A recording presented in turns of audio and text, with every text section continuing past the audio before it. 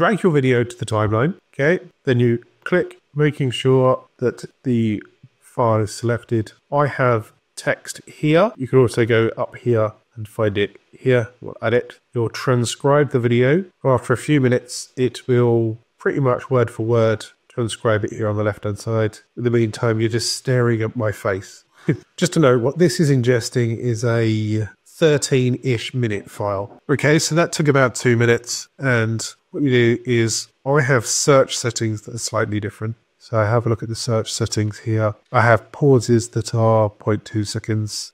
The reason for that is that way you don't have to clip every single one of those mini gaps. I do non-confident words first, so filler words, it selects them all. I click delete, and then I click delete all. Okay, you can see that it's chopped out a few there, and then I go back up here, click pauses, it selects them, click delete, delete all, and then you can see once again it's condensed the timeline now. It's an over 8 minute long video when it was 13 to get started.